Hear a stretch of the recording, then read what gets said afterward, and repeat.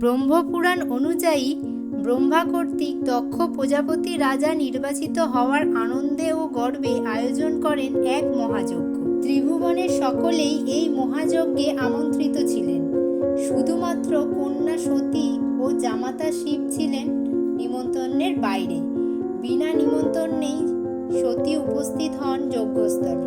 সেখানে পিতার মুখে পতি শিবের নিন্দেবাণী ও কটূক্তি শুনে ক্রোধে ও ক্ষোভে সতী দেহত্যাগ করেছিলেন।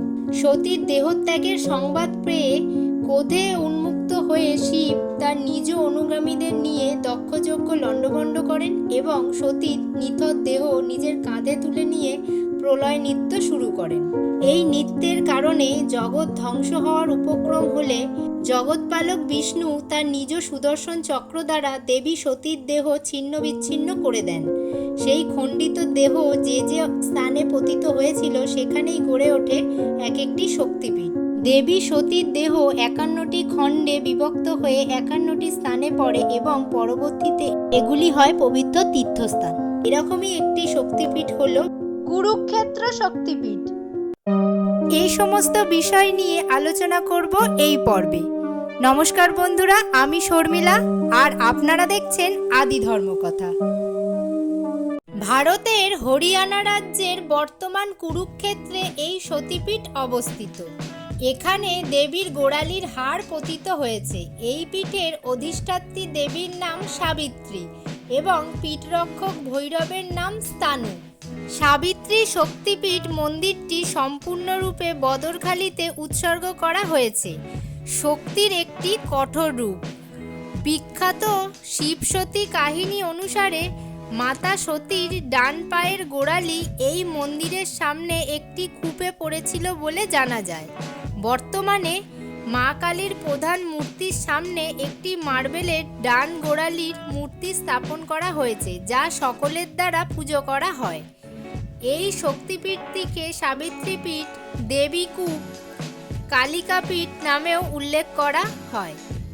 এখানে সতীকে বলা হয় সাবিত্রী এবং ভগবান শিবকে বলা হয় স্তানু মহাদেব। সাবিত্রী শক্তিপীঠ মন্দিরটি এখন একটি প্রধান এবং দুটি ছোট মাউন্ট সহ সাধারণ হিন্দু মন্দির শৈলীতে একটি আধুনিক মডার্ন নির্মিত মন্দির। মূল মন্দিরের মাউন্ট প্রায় 80-100 ফুট উঁচু হতে পারে। এটির গোড়ায় সুন্দর সাদা রং এবং উপরে লাল, কমলা, সোনালী এবং কালো রং দিয়ে আঁকা হয়েছে। মন্দিরটির একটি বিস্তীর্ণ কম্পাউন্ড এলাকা রয়েছে। প্রধান ফটকটি একটি প্রধান সড়কে খোলা।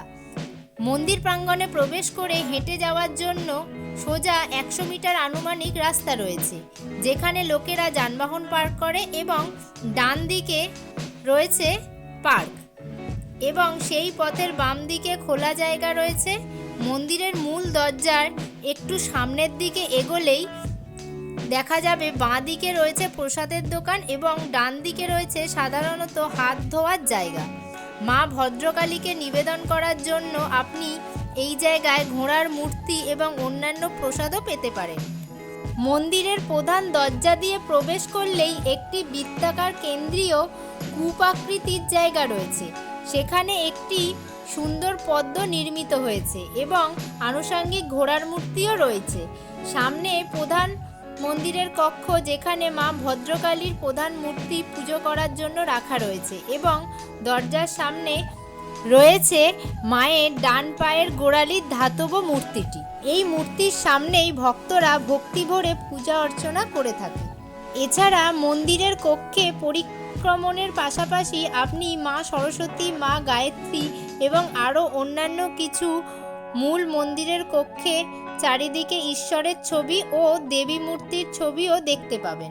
ভিডিওটা ভালো লাগলে লাইক ও শেয়ার করবেন এবং নতুন হলে সাবস্ক্রাইব করে আমার চ্যানেলের সঙ্গে থাকবেন।